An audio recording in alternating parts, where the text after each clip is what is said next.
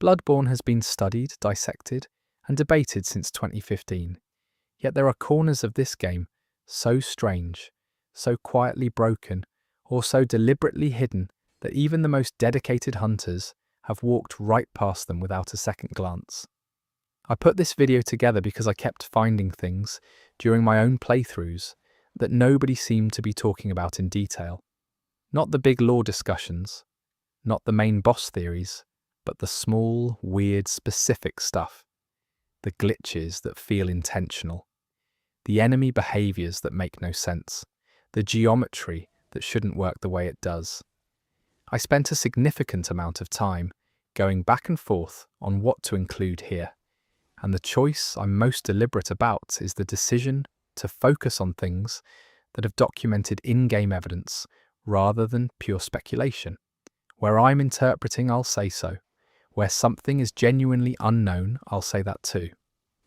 Before I move forward, I'm counting on you to support my channel by clicking that tiny subscribe button so that we can spread these amazing videos to folks like you around the world. Thank you. Chapter 1. The geometry that breathes Yharnam is not a stable place.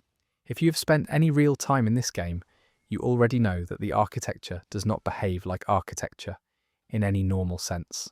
Buildings seem to grow into each other. Staircases connect spaces that should not be connected.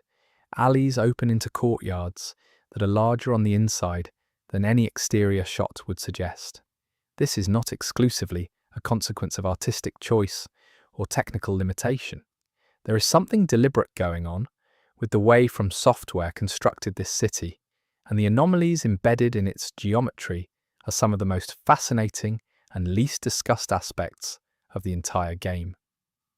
The first thing worth addressing is the phenomenon most players call the floating collision. If you navigate to the area just past the first Yharnam lamp and work your way to the elevated walkway overlooking the group of torch-carrying citizens, there is a section of railing on the left side of the path that has collision data extending roughly 2 full character widths beyond the visible model. You can stand on air there. The game does not acknowledge this. No visual indicator, no sound effect, nothing. You simply stand where nothing is. This particular anomaly has been reproducible since launch and suggests either that the visible railing model was adjusted late in development without updating the underlying hitbox, or that there was originally a platform or extension planned for that section that was removed before release. The extension theory is interesting because it is not isolated.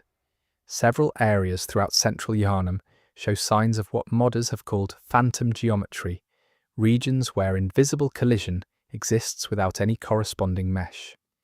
The most pronounced example sits above the large burning pyre in the main plaza.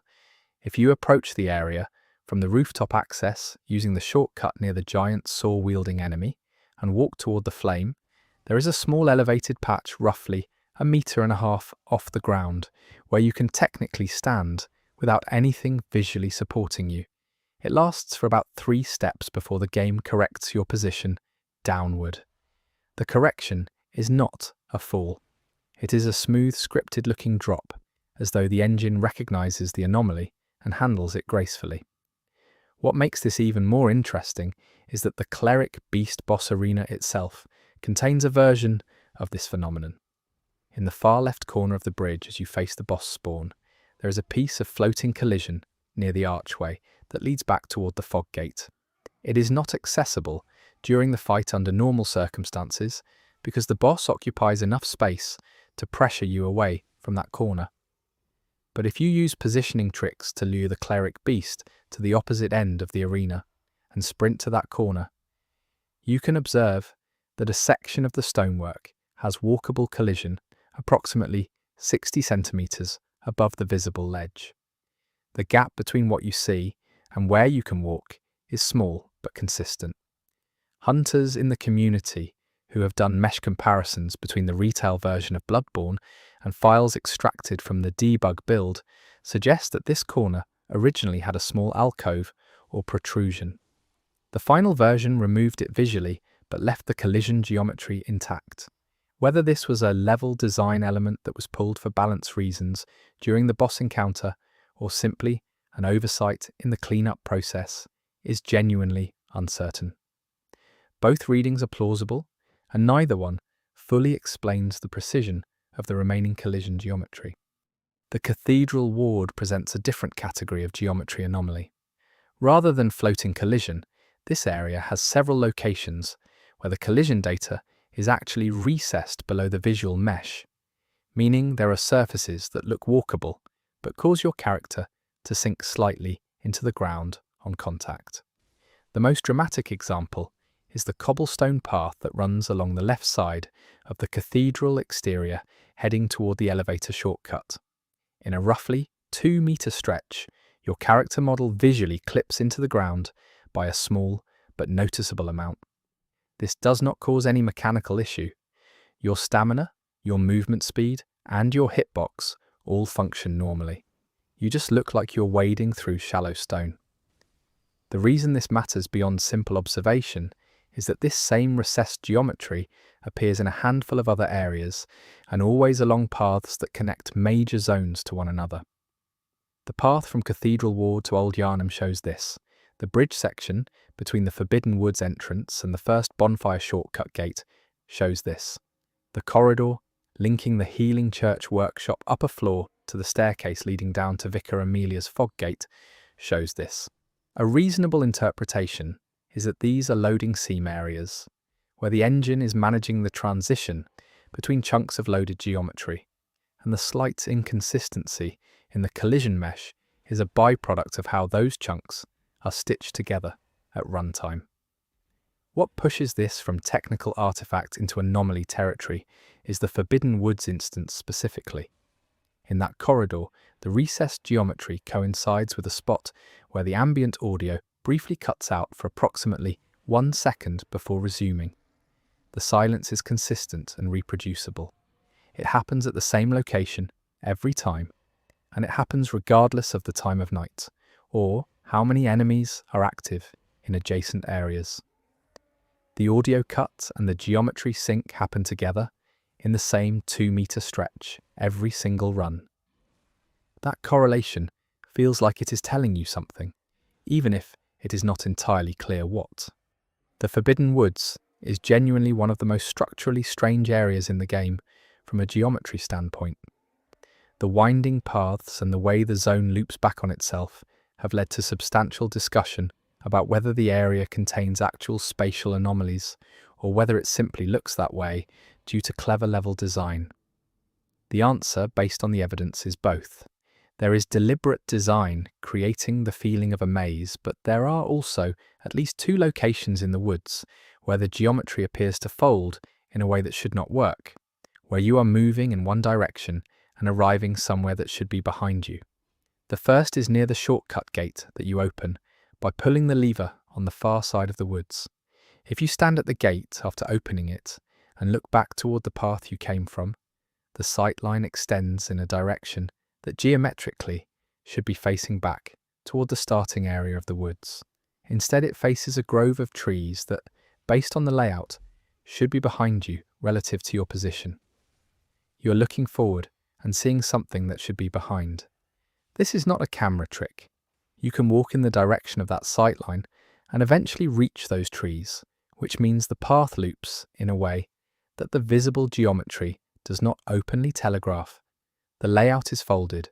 The second Forbidden Woods geometry anomaly is subtler and involves the ravine system. There are several points in the woods where you can look down into ravines that appear to have depth extending well beyond what the game should be rendering. When you drop into them, you fall for a normal amount of time and land at a depth consistent with what you saw. But the ravines from above look substantially deeper than they actually are. The discrepancy has been tested by timing falls from various heights and comparing the results to the visual depth estimate. The ravines consistently look about 40% deeper than they are, and this discrepancy is consistent enough across multiple ravine locations to suggest something systematic rather than random in how those terrain pieces were authored. Old Yharnam is famous for its fire trap snipers and its general feeling of being a zone you are moving through rather than exploring, but geometrically, it has one of the more curious anomalies in the game. The building interiors in Old Yharnam have floor geometry that is visibly misaligned with the door frames. Every door in Old Yharnam opens onto a floor that is between 3 and 8 centimeters off-center from the door frame geometry. This means your character steps either up or down slightly every time you pass through a door in that area, even when the path looks completely flat. The step is too small to register as a stumble or a movement interruption, but the collision data registers it, and if you walk slowly and watch your character's feet, you can see the micro-adjustment happening at every doorway. This misalignment is consistent throughout the entirety of Old Yharnam and nowhere else in the game. Every other zone has door frames that align with their floors. The leading interpretation is that Old Yharnam's geometry was constructed from a slightly different base template than the rest of Yharnam, possibly an earlier version of the engine's construction kit, and that when the rest of the game's geometry was updated during development, Old Yharnam's pieces were not brought into alignment. The misalignment is not random. It is consistent, directional, and specific to that zone, which is exactly what you would expect from a template origin discrepancy rather than a random construction error. The lecture halls in the Byrgenwerth area present a completely different geometry problem. There are several lecture hall segments where the ceiling height shifts between rooms. The first room you enter has a ceiling height of approximately 8 meters. The connecting corridor drops to approximately 4 meters. The room following that corridor jumps back to 8 meters. These height changes are visible in the geometry and dramatic enough that you would expect transitions in the wall geometry to accommodate them. There are no such transitions. The ceiling changes height instantaneously at the doorway, with no slope, no step, no visual acknowledgement of the shift. The walls simply change height between rooms as if the two spaces were designed at different scales and then attached without adjustment. In most games, this would be unremarkable. In Bloodborne, where the environmental design is otherwise extraordinarily precise and consistent, it reads as a meaningful anomaly. One interpretation from lore-adjacent analysis suggests that the lecture halls represent a location where Byrgenwerth's research into higher planes had already begun to affect the physical space, and the inconsistent geometry is a deliberate representation of a building that no longer fully inhabits normal space.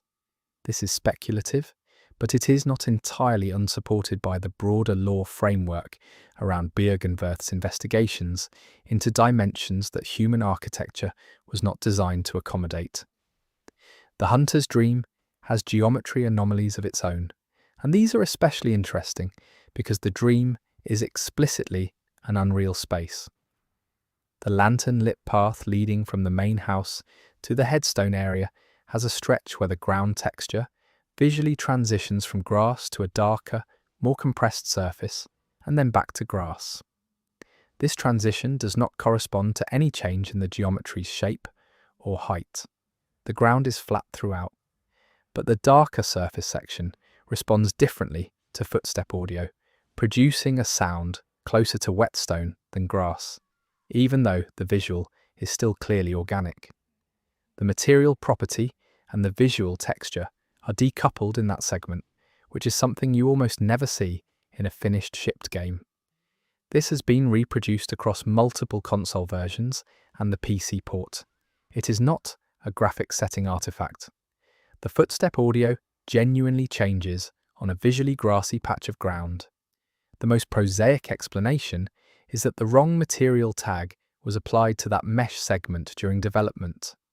The more imaginative reading, supported somewhat by the lore understanding of the Hunter's Dream as a constructed and therefore imperfect representation of reality, is that the inconsistency is intentional, a small signal that the dream's simulated environment is not a perfect copy of any real place, and its imperfections are the cracks through which something true about its nature bleeds through. The fishing hamlet geometry is arguably the most unsettling in the game, beyond just its visual design. There is a path on the upper edge of the hamlet, accessible by climbing the ladders near the altar structure, that appears to dead end against a rock wall. If you approach that wall and look carefully at the lower left corner, the collision geometry extends slightly into the rock, creating a small pocket where you can walk forward about 2 steps before being stopped. Inside that pocket, the ambient audio changes. The wind that plays throughout the upper hamlet drops out, and for those 2 steps, the only sound is a low, barely audible tone that is not present anywhere else in the zone. That tone has been isolated and analysed by audio enthusiasts in the community. It does not match any of the game's documented ambient audio tracks. It has a frequency pattern that some have described as resembling a reversed bell strike. It plays for as long as you remain in that 2-step pocket of geometry, and it stops immediately when you exit. Nobody has a definitive explanation for it. The most common technical theory is that it is audio bleed from a nearby zone or an asset that was left in the build from a cut segment of the hamlet. The fact that it is tucked inside a geometrically inaccessible corner of a location already associated with forbidden knowledge makes it difficult to dismiss as purely accidental. The Nightmare Frontier has a geometry anomaly that affects gameplay in a minor but reproducible way. There is a slope near the cave entrance, leading toward the amygdala boss area, where the incline's collision data does not match its visual angle. The slope looks approximately 20 degrees. The collision responds as though it's approximately 35 degrees, meaning your character's rolling behaviour and slide detection trigger earlier than they should based on what you can see. This makes the area slightly more difficult to navigate than it appears, and while it could simply be a calibration error, the Frontier's general design as a disorienting, unreliable space makes the possibility that this was intentional worth considering. The upper cathedral ward is packed with geometry precision, but there is one room that breaks from that precision in a specific way. The room directly before the celestial emissary fight has walls that appear to meet at 90-degree angles. They do not. If you use the camera to examine the corners closely, you can see a slight wedge shape where the walls meet at approximately 88 degrees instead of 90. This is consistent across all 4 corners of the room, meaning the room is very slightly non-rectangular. It is impossible to notice during normal gameplay because the difference is less than 2 degrees. But it has been verified through angle analysis of the rendered geometry, and it is unique to that specific room. Every adjacent room in the ward is properly rectangular, only this one is not. The Nightmare of Mensis is where Bloodborne's geometry becomes explicitly hostile in ways that feel less like oversights and more like design philosophy.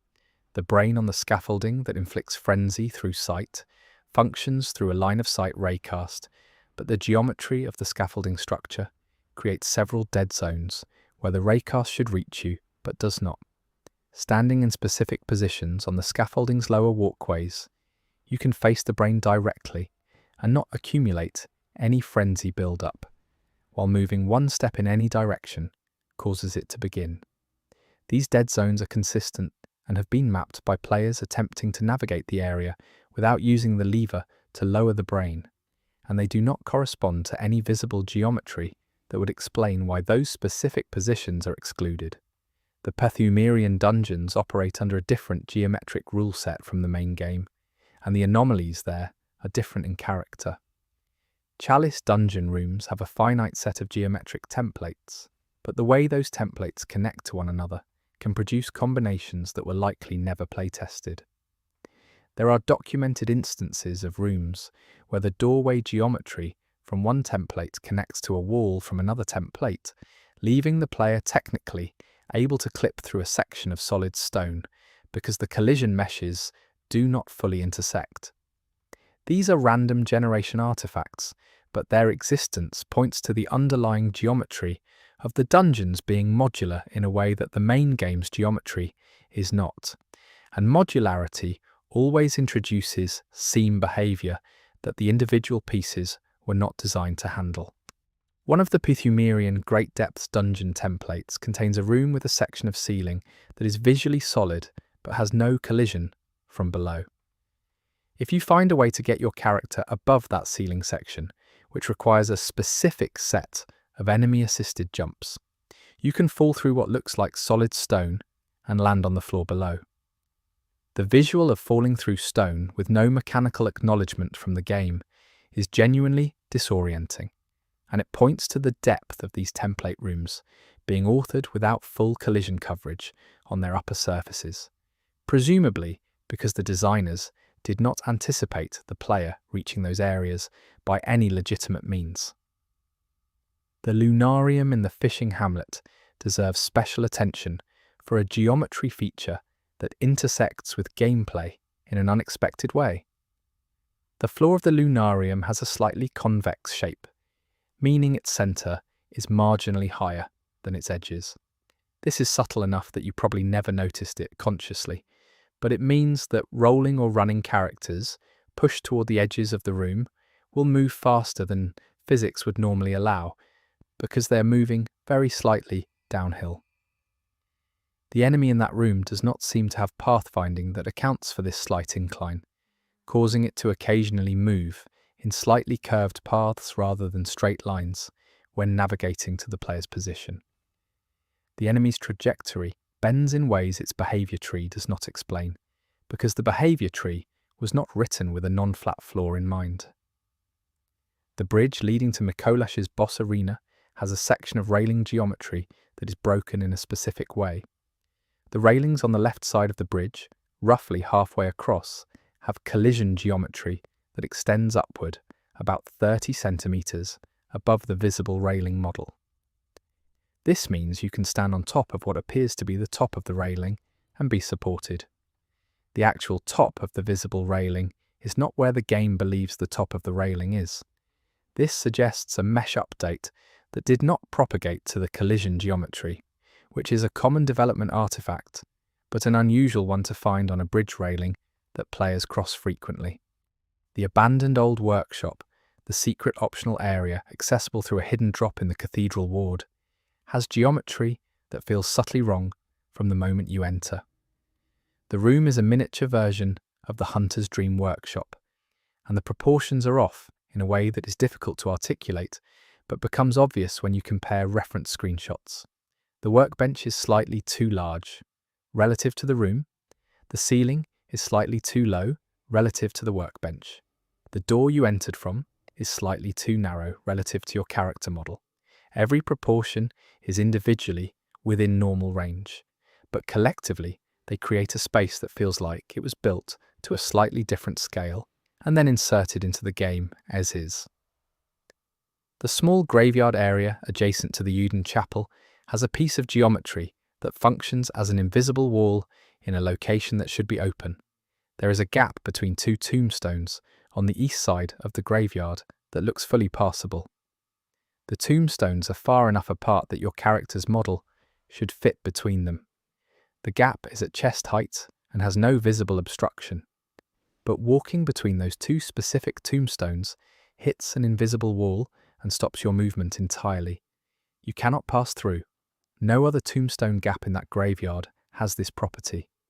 The invisible wall has no corresponding visual geometry, no collision mesh visible in any extracted version of the area files, and no apparent gameplay purpose, since there is nothing behind the gap that you could not reach by going around.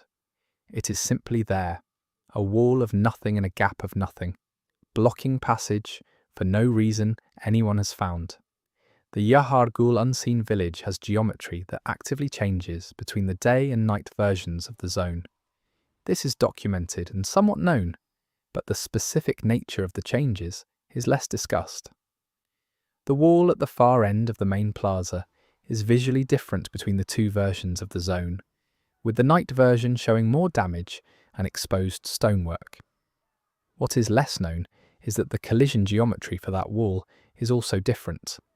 The night version of the wall has several sections with slightly thicker collision data, meaning you can stand closer to the wall in the day version than in the night version. The wall is not blocking you the same amount depending on which version of the area you are in, and this difference has no apparent gameplay purpose. The Cainhurst Vile Bloods area contains a geometry anomaly in the main throne room that has become something of a test case for understanding how the game handles large open spaces. The throne room floor, despite appearing to be one continuous surface, is constructed from at least 11 separate mesh segments. The seams between these segments are invisible under normal circumstances, but in certain lighting conditions you can see faint lines across the floor where the segments meet.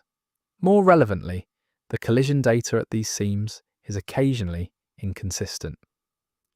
There are 3 documented spots where walking across a seam causes your character to lose a tiny amount of momentum, as though the floor has a microscopic curb at that point.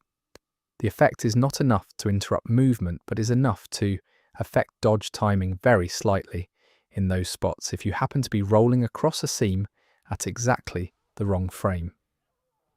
The path to Logarius in Cainhurst contains an outdoor section on the castle's upper parapets that has invisible geometry extending from the main wall structure out over the open air by approximately half a metre. This extended collision runs along a section of the path just before the final sprint to the Logarius boss area. You can walk on air by hugging the wall closely on that section. The extension is consistent on both the left and right walls, suggesting it was not an oversight on a single mesh, but rather a deliberate or systematic addition to the parapet geometry that was never visually represented. It has no effect on the Logarius fight itself, but it exists, a shelf of invisible stone over a fatal drop. The research hall is one of the later added zones from the Old Hunters DLC, and it has geometry that suggests some significant reworking between early and final design. There is a section of the hall on the upper floor where a window frame exists without a corresponding window opening in the exterior wall. You can see the window frame from inside the building, but looking at the building from outside, there is solid wall where that window should be. The geometry does not connect. You are looking at a window that opens onto nothing, flanked by decorative elements suggesting it was always meant to be a window, but with exterior geometry that was either never given a corresponding hole or had its exterior version removed without updating the interior. The fishing hamlet shoreline has one final geometry anomaly worth discussing before we move on. At the point where the wooden docking structure meets the beach sand, there is a transition where the 2 surface types are supposed to blend seamlessly. They do not. The wood surface and the sand surface have a visible seam that runs perpendicular to the shoreline, and the collision data at that seam creates a very slight lip, a fraction of a centimetre, that causes rolling characters to stop slightly short of where the roll should carry them. It is barely perceptible during normal gameplay, but in the fishing hamlet, where every environmental element feels laden with significance, even a mismatched seam in the sand feels like it might be trying to tell you something about the nature of this place. The Hemwick Charnel Lane has a geometry feature that affects the witch boss fight in an undocumented way. The boss arena for the Witch of Hemwick has a section of wall near the western edge that has an inward-facing collision protrusion, a small ridge of invisible geometry that runs for about 3 meters along the wall surface. When the player is backed against this section of wall, their character's movement is affected by the ridge in a way that makes lateral movement slightly slower than it would be away from the wall. This ridge has no visible counterpart and no apparent design rationale. Its only effect is a barely perceptible drag on lateral movement in a corner of the boss arena. The Uden Chapel has a floor section near the central altar that responds to character weight in an unexpected way. If you sprint across a specific 3-meter section of the chapel floor and then immediately attempt a quick step dodge, the dodge travels approximately 20% further than it should. This is not a lag artifact or a frame rate inconsistency. It is reproducible on consistent hardware and is tied to that specific floor section. The cause appears to be a momentum preservation property in the collision data for that section that does not reset the character's velocity before the dodge calculation, allowing the sprint velocity to carry into the dodge distance. Whether this is an authoring oversight or an intentional feature of the chapel's floor physics is unknown. The Grand Cathedral's main hall has a lighting calculation anomaly that produces a faint flicker in the shadow cast by the large central pillar on the left side of the entrance. The flicker occurs at irregular intervals, roughly every 4 to 8 minutes, and lasts less than a second. The shadow briefly shrinks before returning to its normal size. This is almost certainly a rendering artifact related to how the game calculates shadow projection for that specific pillar geometry, possibly a floating point precision issue in the shadow projection distance. But in practice, a shadow in an empty cathedral that occasionally shrinks for a fraction of a second creates the impression of a light source pulsing somewhere far above. The shortcut ladder in the Healing Church workshop that drops you from the upper floors to the ground level has an unusual property at its base, the collision zone for the ladder's foot. The point where the ladder ends and the floor begins extends slightly forward into the room rather than terminating at the ladder's structural base. This means that if you are standing on the floor immediately in front of the ladder and look up, the game considers you to be at the ladder's base, which enables you to climb the ladder from a position where you're not visually touching it. The extended collision at the ladder's foot is a convenience feature, preventing the player from having to precisely position themselves against the ladder structure, but its visibility in the geometry reveals the mechanical infrastructure underlying an interaction that usually feels seamless. The bridge in central Yharnam that crosses between the two main sections of the city, the one patrolled by the giant axe-wielding mob, has collision geometry that is slightly higher on the bridge's outer edges than its centre. The centre of the bridge is walkable. The outer edges, near the railings, are 2 centimetres higher in their collision than the visual surface suggests. This creates the counterintuitive situation where walking along the very edge of the bridge, which looks dangerous and exposed, is technically safer from a geometry standpoint because your character is standing on slightly elevated collision that would register as being higher than the bridge centre from a fall detection standpoint. This collision profile has no obvious reason to exist and may simply be a consequence of how the bridge's railing geometry was extruded inward during construction.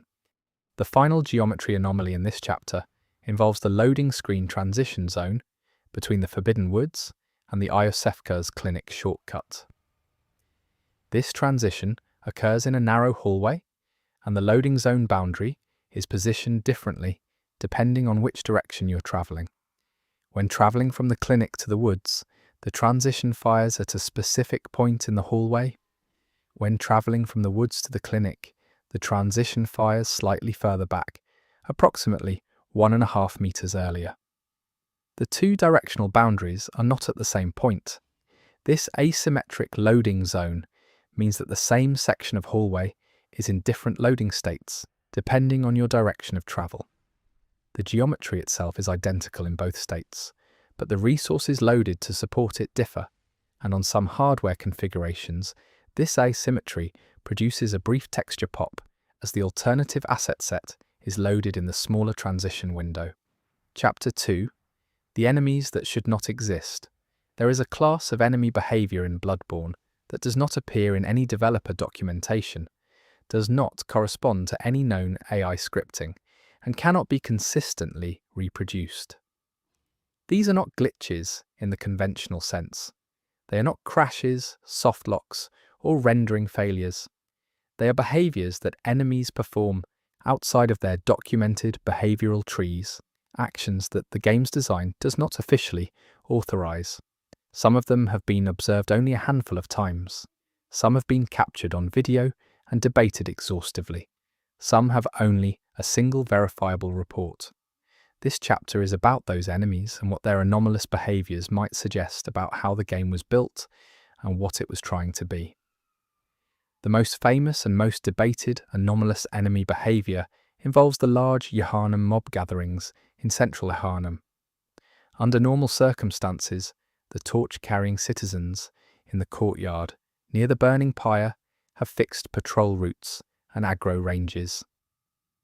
They will advance on you, call for reinforcements from other nearby citizens, and pursue you to a certain distance before returning to their routes. This is well documented and consistent. What is not consistent is a behaviour that approximately 1 in several hundred encounters seems to trigger, where the entire group of citizens in the courtyard, sometimes numbering over 20, simultaneously stops all activity and faces the same direction. They do not face the player. They do not face each other. They face a specific point in the environment, roughly in the direction of the large locked gate at the far end of the plaza, and hold that orientation for between 5 and 30 seconds before returning to normal behaviour. This mass synchronization event has been captured on video multiple times across different console versions and the PC port. It is not a frame rate artifact or a display issue. The enemy models physically turn to face that direction and remain there. The behaviour has no trigger in the documented AI logic, which uses a combination of proximity, sound, and visual detection to determine enemy states. There is no player action known to cause it reliably. It appears to be spontaneous. The most technical explanation offered by modders who have examined the game's AI architecture is that this is a manifestation of a very rare conflict in the crowd control system, where multiple enemies sharing aggro states simultaneously reset in a way that triggers a synchronized facing behavior. The direction they face would then be a default orientation rather than a meaningful one. This is plausible, but it does not explain why the default orientation would consistently correspond to the locked gate rather than some other arbitrary direction. The brick troll variants in the sewers beneath Yharnam have a documented set of attacks and behaviours. What they are not documented as having is any interaction with the environment that is not directly player-focused. Yet there are consistent reports, some accompanied by footage, of sewer brick trolls engaging with barrels and boxes that are not in the player's path when no player is nearby. In these instances, the brick troll walks to a barrel, appears to interact with it using its club, and then resumes normal patrol behaviour. This has only been observed when the player is at a specific distance from the troll, outside its aggro range, but close enough for the AI to be running. The interaction with the barrel produces no mechanical effect. The barrel is not destroyed. No items drop. The troll simply makes what looks like a deliberate movement toward the object, and then moves away. The interpretation that has the most traction in the community is that sewer brick trolls have a residual patrol behaviour from a development build that included environmental interaction routines, and this routine is occasionally triggered when the standard aggro conditions are neither fully met nor fully absent. Whether this environmental interaction was part of a broader systemic design for immersive NPC behaviour that was mostly cut before release, or whether it was specifically authored for the brick trolls for reasons now unknown, is unclear. What is clear is that the behaviour is too structured to be random and too undocumented to be intentional as shipped. The huntsmen that patrol Hemwick Charnel Lane have an unusual behaviour that has been documented dozens of times but never formally explained. When a player kills the first witch of Hemwick but leaves the second one alive and then returns to the Charnel Lane exterior, the huntsmen in that area will eventually, given enough uninterrupted patrol time, congregate near the cave entrance leading back toward the fog gate area. They do not pursue the player. They do not appear to be alerted by anything. They simply move over a period of several in-game minutes if the player waits on a distant rooftop, toward that cave entrance and cluster in a loose formation facing inward toward the cave. They will stay in that formation indefinitely. If the player approaches, they break formation and engage normally. This behaviour is tied specifically to the state of having one witch dead and one alive. It does not occur with both witches alive, with both witches dead, or in any other combination. This specificity suggests it is not a random AI artifact, but something scripted, possibly a remnant of a mechanic where the surviving witch could direct nearby enemies toward a specific location.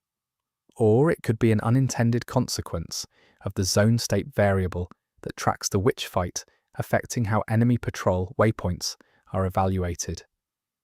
Either interpretation is consistent with the observed behavior, but neither explains all of its characteristics fully. The old Yharnam beast patients deserve extended discussion here, because their behavior includes multiple anomalies stacked onto each other. The basic beast patient AI is straightforward: detect player, pursue, attack. But in old Yharnam, there is a specific beast patient that spawns on the second floor of the building overlooking the large bonfire plaza, who will occasionally, with no provocation, begin a movement sequence that takes it to the window of that building and causes it to look out over the plaza for several seconds before moving away from the window. It does not attempt to jump through the window. It does not react to the player unless the player is within normal aggro range. It simply moves to the window, orients outward, holds that position, and then leaves. The window watching behavior has been observed with enough frequency that it is clearly not a one-time fluke. But it is also not consistent enough to be a reliable patrol behavior. It seems to trigger when certain conditions involving nearby enemy states are met, but nobody has been able to isolate exactly which conditions. The behavior is compelling precisely because it looks intentional. It looks like the beast patient is watching something happening in the plaza below, something that the player can also see.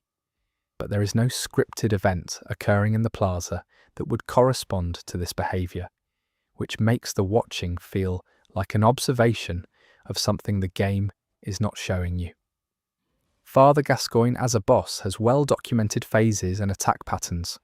What is not in any documentation is his occasional pre-aggro behavior when the player first enters the fog gate. Under normal circumstances, Gascoigne stands in the centre of the arena in a specific idle pose and waits for the player to approach or cross a trigger threshold. But on a small percentage of encounters, Gascoigne is already moving when the player enters, not toward the player. He is pacing in a rough circle near the centre of the arena, his weapon unsheathed but not in an attack stance, performing what looks like an extended patrol or a searching behaviour. This lasts between 3 and 15 seconds before he notices the player and transitions to his normal aggressive state. The pacing behaviour is directionally random. Sometimes he circles clockwise, sometimes counterclockwise. The radius of the circle varies. This spontaneity rules out the possibility that it is a simple, scripted opening sequence. The most likely explanation is that on rare occasions, Gascoigne's AI initializes in a searching state rather than an idle state, possibly due to timing interactions with nearby enemy sounds, or with how the Foggate transition loads his AI component. But the consistency of the circular pacing pattern, as opposed to random wandering, suggests some structured behavior is being executed. And the fact that it always terminates when the player crosses the aggro threshold suggests it is a legitimate behavioral state, rather than an AI error, one that just happens to be an unusual entry point for the encounter. The Shadow of Yharnam trio boss fight has a documented anomaly that affects the entire encounter. On a rare number of occasions, documented but not frequently reproducible, only 2 of the 3 shadows initialize when the player enters the fog gate. The third shadow spawn is delayed by somewhere between 30 seconds and 2 minutes, during which the player fights the other 2 normally. The delayed shadow then appears suddenly at its normal spawn position, without any entrance animation or cutscene, as though it was always there but invisible. The mechanics of the fight from that point proceed normally, but the player has had a significant advantage during the 2-against-1 opening that the fight was not designed to provide. When the third shadow appears, its health bar is at full regardless of how long it was absent. This points to the delay being a spawn delay rather than an entity that existed in the arena but in an invisible or inactive state. The fight effectively becomes a 2+1 encounter rather than a 3-at-once encounter for the duration of the delay, which makes the first phase substantially easier.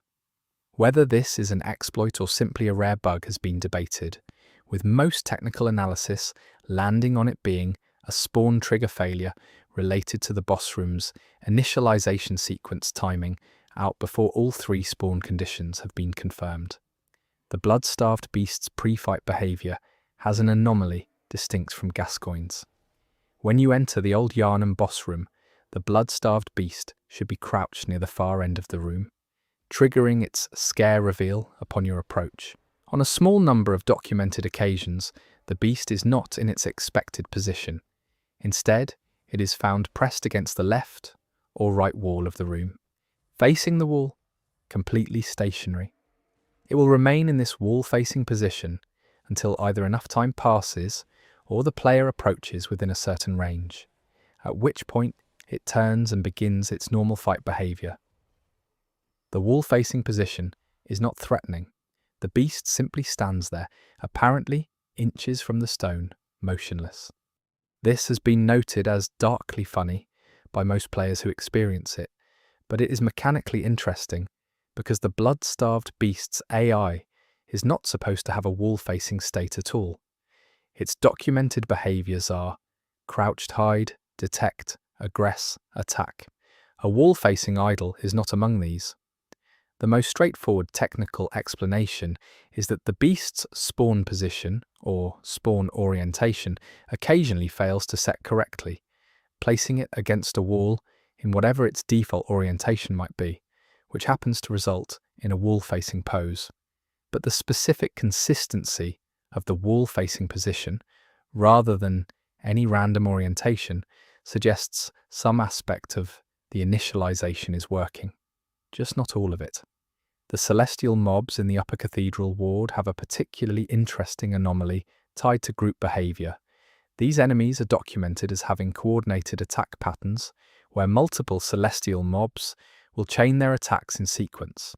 What is not documented is a behavior where a single celestial mob, separated from its group, will occasionally stop and appear to wait, performing no movement and no attack for a period of several seconds. During this waiting period, it is not stunned, not affected by any status effect, and not responding to player provocation. It is simply waiting. And then, as though a timer expired, it resumes active behavior with no transition or visual indicator. The waiting behavior correlates with the presence of other celestial mobs in the zone. When all other celestial mobs in the area have been defeated, the remaining lone mob does not exhibit this behavior. It is only present when at least one other mob exists somewhere in the zone, even if that other mob is not nearby and is not in an active state. This suggests the waiting behavior is related to some form of coordination system in the celestial mob AI, possibly a system designed to prevent them from all activating simultaneously and overwhelming the player, which occasionally produces extended wait states under certain conditions. The Keeper of the Old Lords in the Chalice dungeons has a fire attack that, under very specific and poorly understood conditions, will ignite parts of the environment that are not normally interactive. The standard fire attack affects the floor in a scripted way, creating persistent fire on the ground. But in certain dungeon templates, that attack has been observed igniting the paper lantern props that decorate some dungeon rooms. These lanterns are normally purely decorative, with no fire interaction scripts. When they ignite, they burn for the duration of the encounter and then reset on respawn. The ignition is not consistent across all encounters with the Keeper. It appears to require a specific combination of dungeon template, lantern proximity, and attack angle that is not easy to reproduce deliberately. The Thumerian Descendant boss has a dodge behavior that occasionally produces a movement anomaly. During its standard dodge sequence, the Descendant performs a long-range sidestep that is intended to keep it out of the player's strike range. On a small number of documented encounters, this dodge carries the Descendant through a wall and into the geometry of the boss room's boundary. It does not escape the arena. It emerges from the wall on the same side it entered, but displaced by several meters. The boss then resumes normal behavior as though nothing happened. This wall pass event is brief, lasting less than a second, and the descendant remains fully functional before and after it. The interaction with the wall geometry appears to be a failure in the dodge trajectory calculation, where the sidestep vector carries the descendant's hitbox through collision geometry, that it should be sliding along rather than passing through. The shadows of Yharnam as regular enemies in the Forbidden Woods and later areas have a behaviour that distinguishes them from their boss versions. As enemies, they have a retreat behaviour, where upon reaching low health, they will attempt to move away from the player before their body collapses. This is documented. What is not documented is an occasional behaviour where instead of retreating away from the player, a low health shadow enemy will move toward a specific feature of the environment and collapse adjacent to it. The feature is always either a tree, a wall corner, or a patch of fog. The behaviour has been noted in the Forbidden Woods and in Yharnam, and it is distinct enough from random movement that it consistently reads as purposeful navigation rather than aimless retreat, as though these enemies are choosing where they fall. The amygdala enemies on the Nightmare Frontier have a specific anomaly during their dormant state. When the player is far enough away, amygdalae are supposed to be in a low activity state, which reduces their animation complexity and AI processing.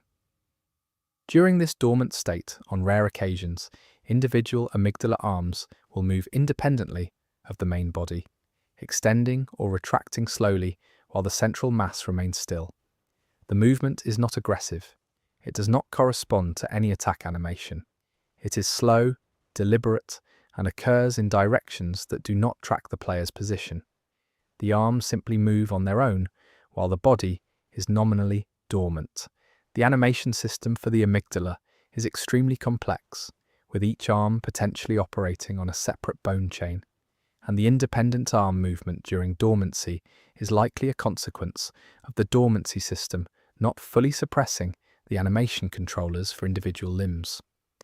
Thumerian elders in the deeper chalice dungeons have a curse attack that normally targets the player's position. On a small number of occasions, this curse attack has been observed targeting a position several meters behind the player rather than the player's actual location. The curse appears to follow the ghost of where the player was a moment ago rather than where they are currently. This could be a one-frame lag in the targeting calculation, but the offset distance is too large to be a single-frame issue at any normal player movement speed.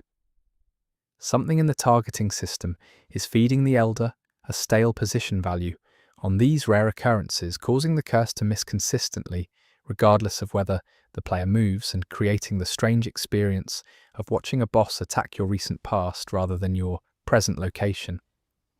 The winter lanterns in the Nightmare of Mensis trigger a specific hallucination death if the player's insight value is too high.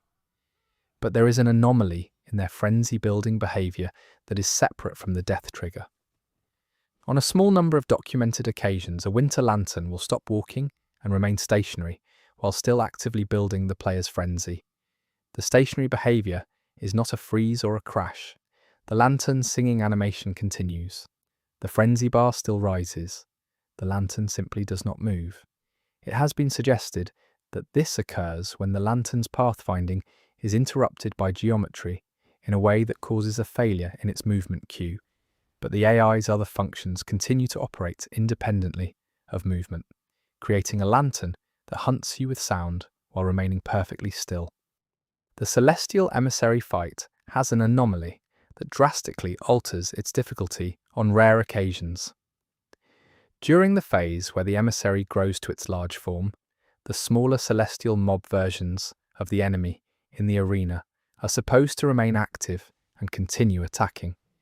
Occasionally, all or most of the small mobs will stop attacking simultaneously, stand still, and face the large emissary rather than the player. They do not attack the emissary, they just face it. The large emissary continues to engage the player normally, but the small mobs are functionally non-aggressive for the remainder of the fight. The cause appears to be related to some form of priority override in the mob AI that flags the large form as a dominant entity, causing the small mobs to shift into a subservient behavioral state rather than continuing to act independently. The dogs throughout Yharnam normally function as fast, aggressive aggroers that close distance rapidly and apply bite attacks. In the kennels beneath Yharnam, however, there are documented cases where a dog will, after its first attack connects, step back to a specific distance from the player and hold that distance, moving neither closer nor further for several seconds. It tracks the player's position and maintains the distance even as the player moves, creating a strange orbiting behavior before eventually resuming normal aggression. This distance maintenance behavior is not in the dog's documented AI. The most plausible explanation is an edge case in the attack cooldown system, where the dog's post-attack timer and its repositioning behavior interact to produce an unexpectedly stable orbit state. The Vicar-Amelia fight has a prayer restoration behavior that is well known. What is less known is an anomaly in that behavior, where if the player manages to stagger Amelia at the exact frame she begins transitioning into the prayer animation, she will complete both the recovery animation and a partial stagger animation simultaneously, producing a brief period where she is in two animation states at once. The visual result is a stuttering, twitching motion that lasts approximately half a second.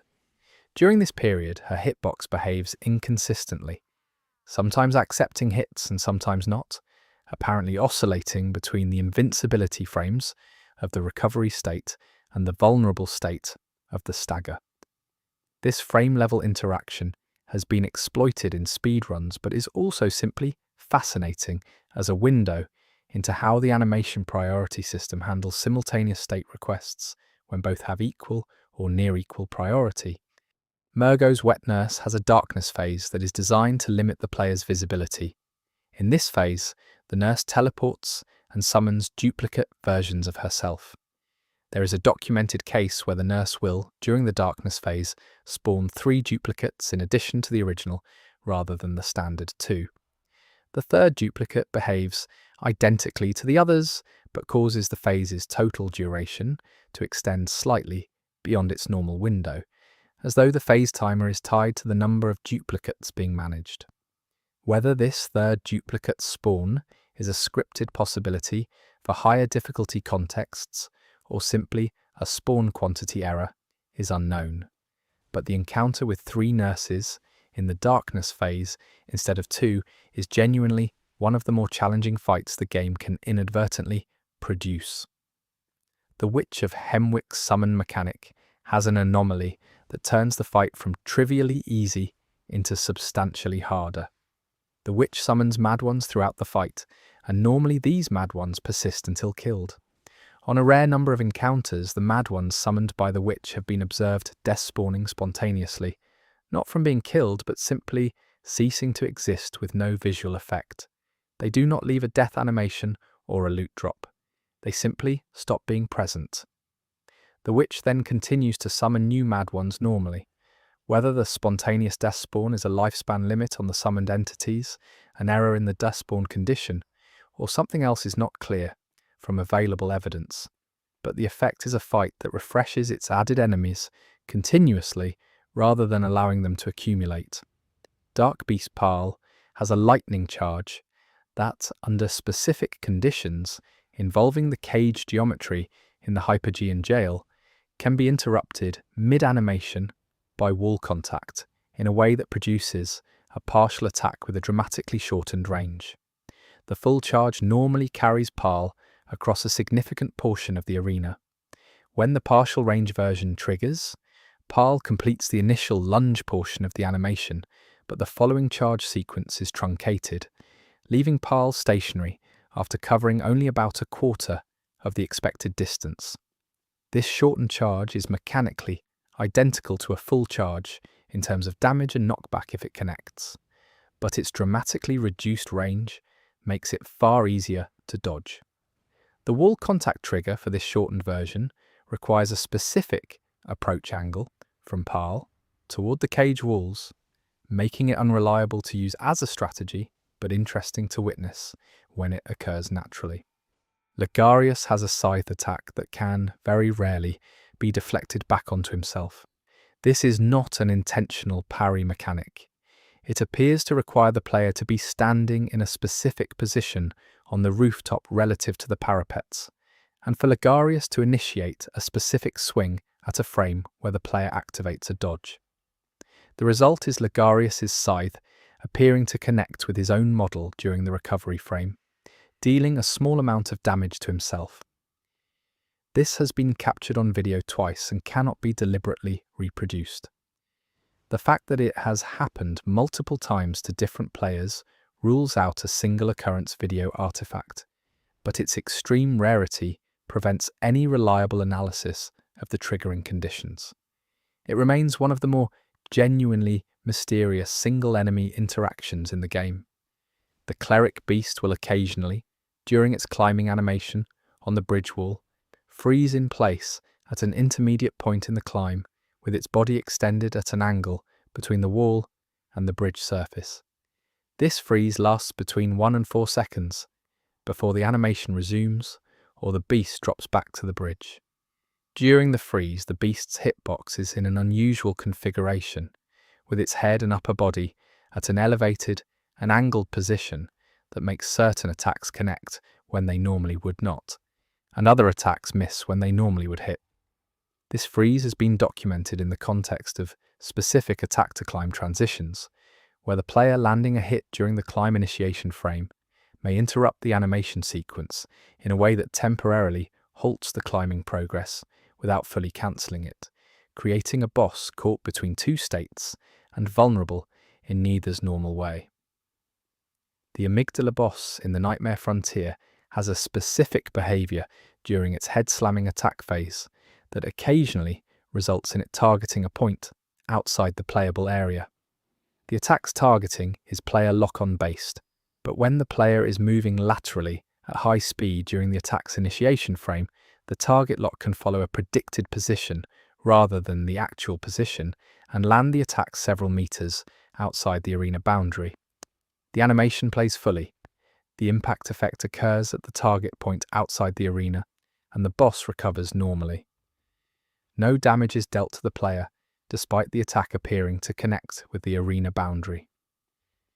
This prediction overshoot is a consequence of the targeting system prioritizing predicted position over current position, and at certain player movement speeds, the prediction overshoots enough to place the attack entirely outside the arena.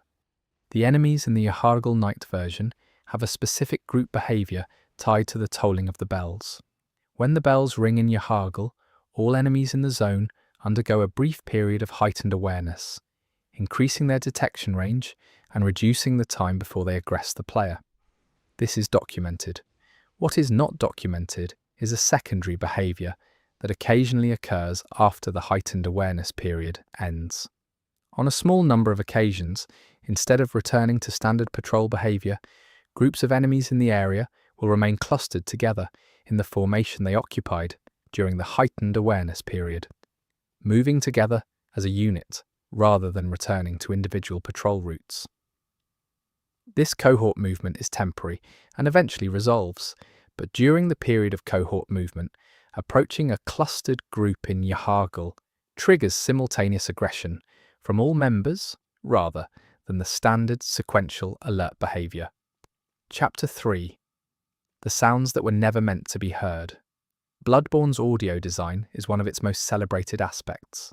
The composers and sound designers created an audio landscape that functions as a kind of parallel layer of lore, reinforcing what the visuals suggest and occasionally undermining it. There are musical themes that play in locations where no music was expected. There are sound effects that trigger with no corresponding event. There are audio tracks that have been found in the game's files but never definitively linked to any content that shipped. This chapter covers the audio anomalies that exist either within the game, as shipped, or within its documented file structure, the sounds hiding in the seams of the world. The first and perhaps most discussed audio anomaly in Bloodborne is the sound that plays when you successfully perform a visceral attack on a large enemy. The standard visceral attack has a specific sound signature: a wet impact, a brief crunch, and then the enemy's response. What a number of players have reported hearing, and what has been captured in audio recordings, is an additional sound buried beneath this sequence that does not match any of the standard visceral attack audio components. It is low frequency, present for approximately a quarter of a second, and sounds unlike any other sound in the game's library. It has been described variously as a distant bell, a reversed heartbeat, and a subsonic rumble. Isolated from the other audio layers, it is clearly a distinct sound, not an artifact of the others. It sits underneath the attack's sonic surface and requires deliberate listening to hear, which is perhaps why it went unnoticed for so long. The leading analysis from the community's audio enthusiasts is that this sound is a remnant of an earlier visceral attack sound design that was partly overwritten but not fully replaced in the final audio implementation. The low-frequency component of the original concept remained in the mix even as the upper-frequency layers were updated. This kind of partial audio replacement is common in game development. What makes it interesting in Bloodborne's context is the texture of the sound itself, which some describe as resembling the deeper audio motif associated with insight mechanics elsewhere in the game, suggesting it may have originally been intended to reinforce the idea that visceral attacks which require reading an enemy's kinetic flow are acts connected to the same perceptual sensitivity as insight. The Hunter's Dream music is a well-loved and extensively analysed piece of the game, but there is a specific time-based anomaly in how the music behaves after the player has killed Gehrman and encountered the Moon Presence. On a New Game Plus run, returning to the Hunter's Dream after its second version has been established. The musical track plays normally through its standard loop, but at a specific point in the loop, a secondary melodic line becomes audible beneath the main theme. This secondary line is not part of the standard track's documented composition. It is quiet, present for about 15 seconds in the middle of the loop, and then absent for the rest of it. It plays on every loop, consistently, at the same point. Audio analysis has identified this secondary melodic line as using the same instrumentation as the music that plays during the Moon Presence's entrance cutscene. The connection between the dream music and the Moon Presence music, delivered through this quiet embedded line, points toward an interpretation that the Hunter's Dream in NG+ is being more explicitly characterized as the Moon Presence's domain, its influence now less concealed within the dream's pastoral surface. It is possible that this embedded line was always part of the track, but is only perceptible in the NG+ context because the listener is listening differently. That distinction, if it is intentional, says something worth sitting with. The lecture building has a music anomaly that has been noted specifically on the second floor. The first floor of the lecture building plays a specific ambient track. The second floor, accessed via elevator, plays a distinct and different track. The anomaly occurs in the elevator shaft during transit between floors. During the elevator ride, for approximately 4 seconds near the middle of the transit, a brief segment of a third track plays. This third track is not the first floor track fading out, and not the second floor track fading in. It is a genuinely distinct piece of audio, low and percussive, that exists only during that 4-second window in the elevator shaft and nowhere else in the game. Whether this is an intended audio transition element or a loading gap filled by a default asset has been debated without a conclusive answer.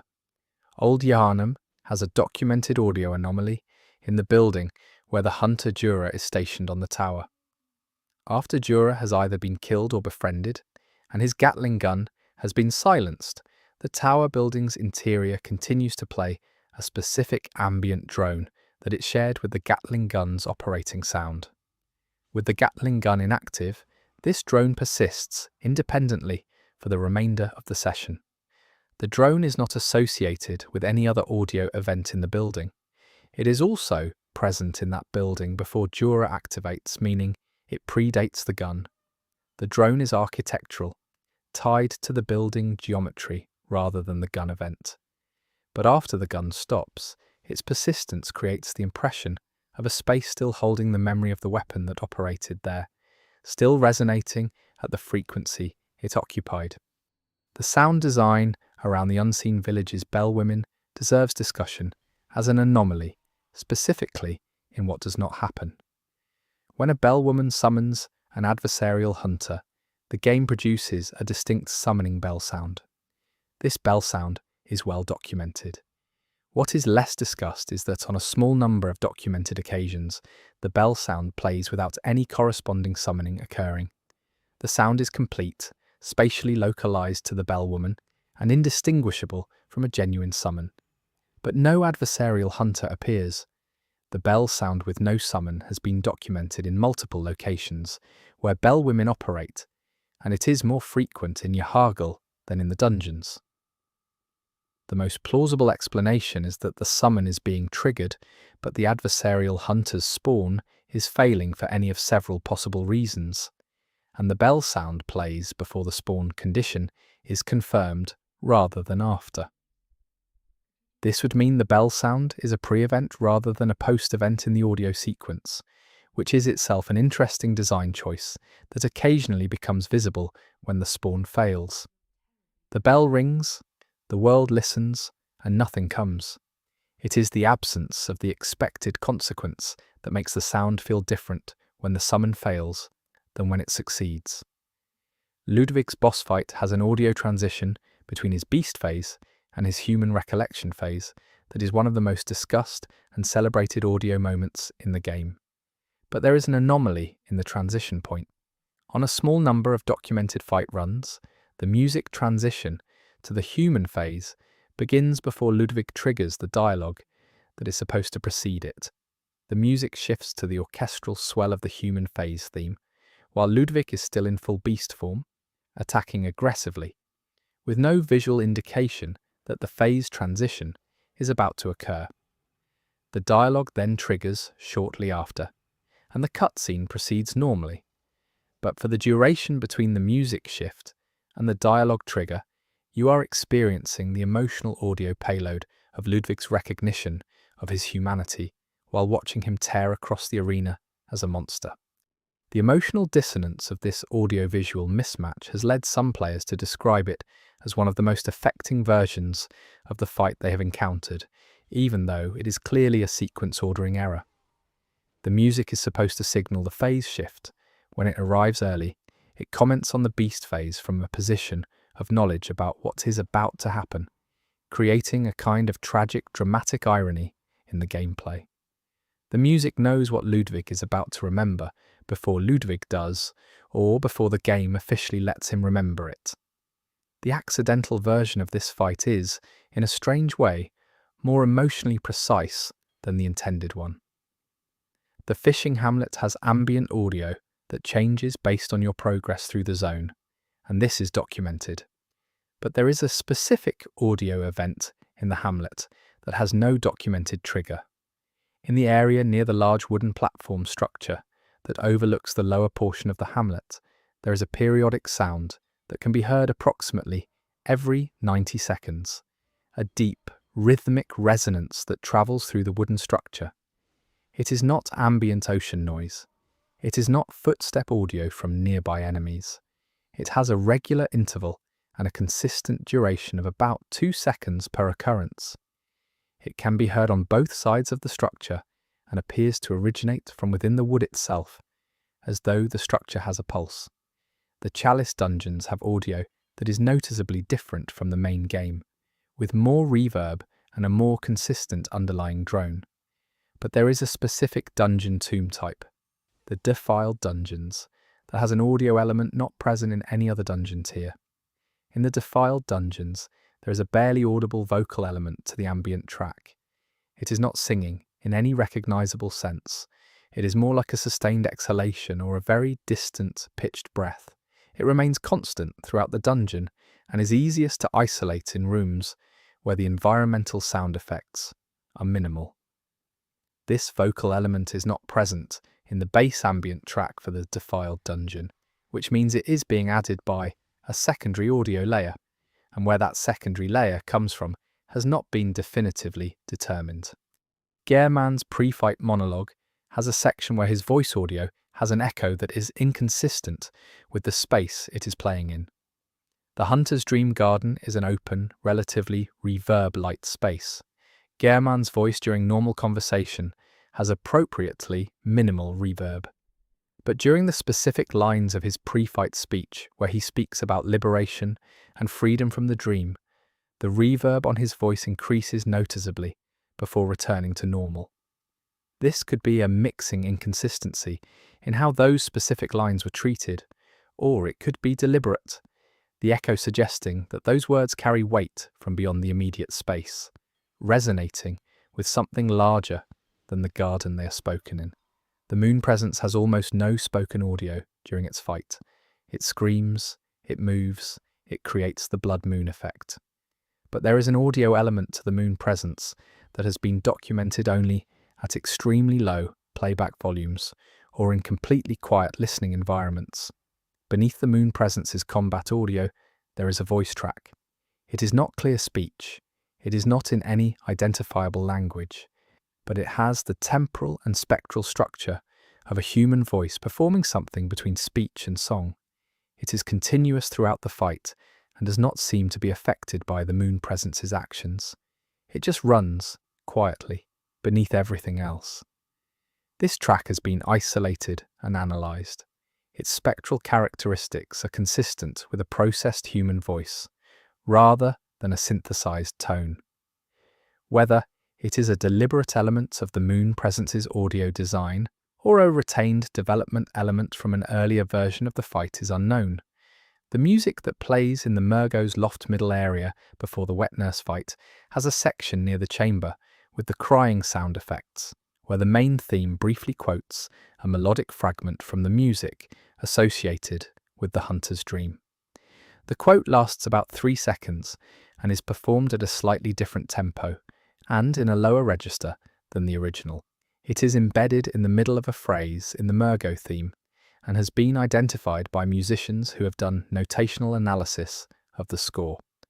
Whether this quote is intentional has a suggestion of some connection between Murgo's prison and the dream's nature, or whether it is coincidental, a shared melodic DNA in the score rather than a deliberate reference, is a question that invites different answers depending on how much weight you place on the compositional choices in this game's music. The audio environment of the Healing Church workshop has an anomaly on the upper floors. In the rooms directly above the main workshop floor, the ambient audio includes a sound that does not appear in the ambient track for those rooms in isolation. It is a quiet, irregular tapping, occurring at no regular interval, and localized to the upper left area of the room when you're facing the main window.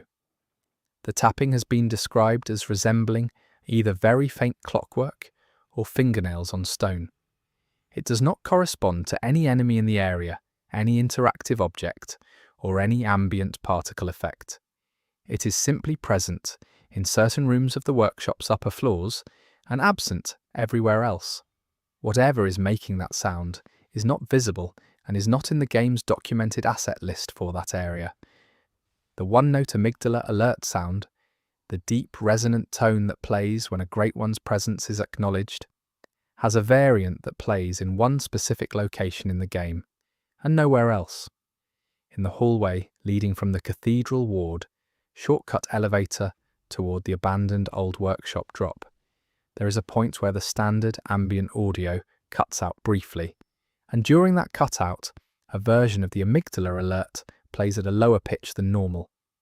It is the same structure, the same duration, the same envelope, but definitively pitched down by what sounds like a minor third.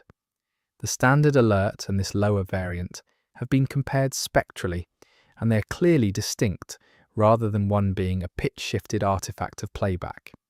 The lower-pitched version plays in a corridor leading toward a secret location, at a pitch suggesting something different in kind from the standard Great One presence. The blood echoes retrieval jingle, the short audio that plays when you pick up your dropped echoes after dying, has a variant that occasionally plays without any echo pickup occurring. This has been documented in areas with dense enemy populations where the normal echo pickup is preceded by killing the enemy that absorbed them. On rare occasions, the pickup sound plays immediately upon entering an area, before any echoes have been recovered, and no echo counter changes. This phantom echo sound has no mechanical effect, it is purely auditory. The most prosaic explanation is a race condition in the trigger that fires the audio effect before the condition that would normally cause it has been confirmed. But experientially, hearing your echoes return before you have collected them creates a brief moment of confusion about the state of the world. The ambient sound design of Cainhurst Castle has a specific anomaly in the throne room. The throne room has a persistent wind sound that plays throughout the room, appropriate for an exposed, high-altitude space. But in the corner, directly behind the throne, the wind sound has a slightly different character, with a harmonic component that is not present in the rest of the room. This harmonic component gives the wind in that corner a faintly tonal quality, almost like a chord. It is not loud enough to be noticed during a normal combat encounter, but in the quiet of an empty throne room, it is clearly audible and clearly localized to that specific corner. Whatever acoustic property the corner has that produces this harmonic was apparently present in the sound design and not treated as an error worth correcting. The Orphan of Kos fight has the most viscerally disturbing ambient audio in the game, and one specific element of it has not been fully catalogued. During the second phase of the fight, when the Orphan discards its placenta weapon and generates an energy version of it, there is a brief audio element during the transformation that many players assume is part of the transformation sound effect, but audio isolation reveals it to be a separate, brief track. It is the sound of an infant crying, reversed and pitch shifted. It plays once during the transformation and does not repeat.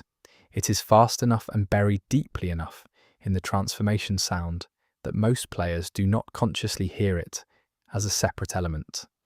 But once you know it is there, it recontextualizes the entire fight, every subsequent phase carrying the weight of that reversed sound. The choir's quarters in the Healing Church area have a music box sound that plays unrelated to any music box prop in the environment. The music box audio associated with Gascoigne and his wife is a specific, identifiable melody. In the choir quarters, a different melody plays from an unseen music box, once and only if you're standing in a specific part of the room when you first enter it. It does not repeat if you leave and re-enter. It plays once and then never again for that session.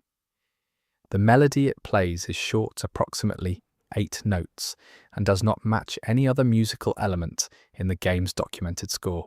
It exists for one listen in one location and then is gone for the rest of the time you spend there.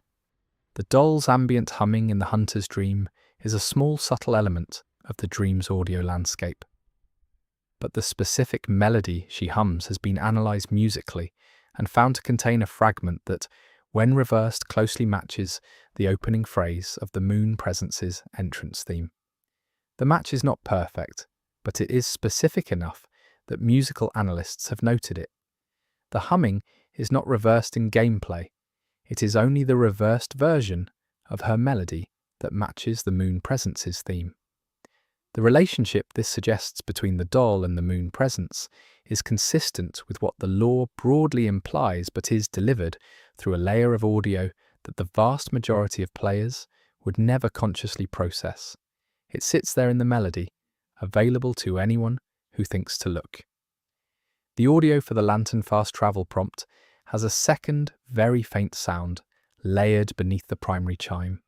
This secondary sound is not the same chime at lower volume. It is a distinct tone, present for about a quarter of the primary chime's duration, and slightly out of phase with it. The result is a fast travel sound that is technically a chord rather than a single note, with one of the chord's components quiet enough that it reads as the primary tone with a faint overtone, rather than as a two-note sound. The secondary tone matches, in frequency, the lowest note in the ambient drone of the hunter's dream. The fast travel sound is harmonically connected to the dream's ambience, in a way that is audible only if you are deliberately listening for it. The sound that plays when you gain insight has been analysed and found to contain a forward masked component that is inaudible during normal play, but becomes perceptible at very high playback volumes. This masked component is a brief descending tone that plays before the main insight gain sound at a level intentionally below the masking threshold of the primary sound. The forward masking effect means the brain processes the primary sound and suppresses awareness of the preceding quiet tone. At high volume, the masking breaks down and the descending tone becomes briefly audible just before the familiar chime. A rising sound about gaining perception, preceded by a quiet descending tone that you cannot normally hear, is a strange construction, but it is consistent with how the game treats insight as something that reveals itself in layers. The sound design for the elevator in the Cathedral Ward shortcut has a property that changes based on how many times you have used it in a session. On the first use, the elevator makes a specific mechanical sound that includes a creak at the top of the ascent. On subsequent uses in the same session, the creak is absent. The elevator sounds smoother on repetition. This is a minor audio persistence behavior, where the elevator's sound is flagged as having been used and the startup creak is suppressed on repeat uses. The practical effect is an elevator that sounds like it is being used for the first time only once and then sounds different afterward. Whether this was a deliberate design choice to reward repeated use with a smoother sounding mechanism or simply an audio detail that was implemented without considering its implications is genuinely unclear. The ambient audio in the Forbidden Woods has a layer that can only be heard from specific elevated positions. From ground level, the woods sound like wind through trees, distant birds, and the occasional creature sound. But climbing to certain elevated positions in the canopy section, reachable through a specific sequence of enemy collision exploits, reveals an additional audio layer that is not audible from the ground. This elevated layer includes a low choral element, barely perceptible, that runs beneath the tree noise. It is not connected to any visual element in the canopy. It is simply present above a certain altitude in the woods. The implication is either that this choral element was part of the wood's audio design and was placed at high altitude where it would rarely be heard, or that it is audio bleed from a celestial-themed audio zone that the game considers to begin at a certain height, even within the woods.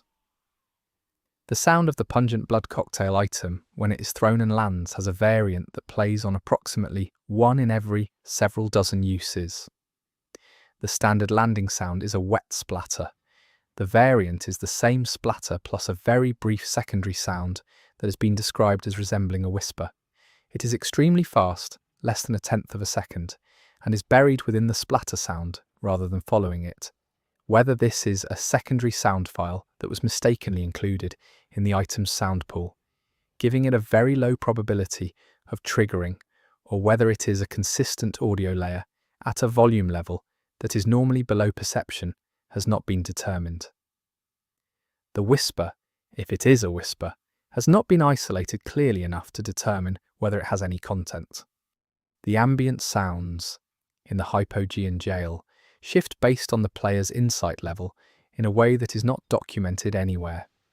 At insight levels below 10, the dungeon sounds like a standard underground prison, echoes, chains, distant moans. At insight levels above 15, additional ambient sounds become audible that are not present at lower insight.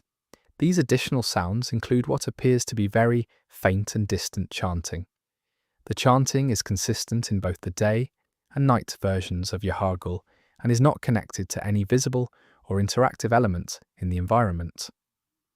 The relationship between the player's accumulated knowledge and what they can hear in a specific location suggests either that the insight system modifies the audio environment in underdocumented ways, or that the jail's audio mix has secondary layers that only become audible under specific listening conditions. Chapter 4. The Lore Written in Collision.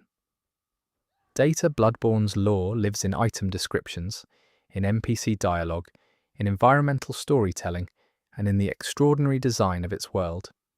But there is a fourth category of lore delivery that is rarely discussed: information encoded in the physical behavior of the game systems. The way collision meshes are shaped, the way enemy pathfinding accounts for or ignores certain spaces, the way loading zones are delimited, and the way certain objects interact or fail to interact with the environment all create a kind of systemic text. Reading this text requires attention to the game's behavior rather than its content, and it frequently reveals things about the world that no item description makes explicit. The most significant piece of collision-encoded lore involves the invisible barriers in Yharnam.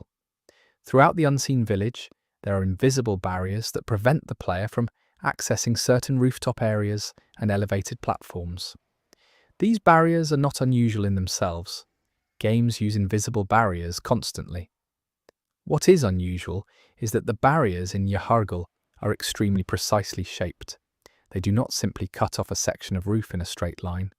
They follow the contours of specific architectural features, matching the shape of drain channels, window frames, and parapet crenellations with precision that would require deliberate authoring. This precision suggests that at some point in development, those rooftop areas were accessible, and the barriers were placed to match the existing geometry when access was removed. A rectangular barrier placed over an inaccessible area does not need to follow the architectural contours of that area. The precision implies that whatever was in those rooftop spaces needed to be cut for a reason that was identified after the geometry was complete, and the barriers were shaped to fit around the existing architecture, rather than simply blocking the whole section.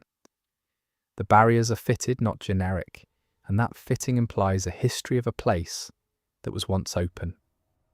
The tombstones in the Hunter's Dream have collision properties that are inconsistent with their apparent material. Stone tombstones of the size and shape depicted should, from a physical simulation standpoint, behave as solid, rigid bodies. In the dream, you can push through the tombstones. They are solid in the sense of having walkable collision surfaces, but you cannot be blocked by them the way you would be blocked by a wall. Your character model slightly intersects them as you walk through them.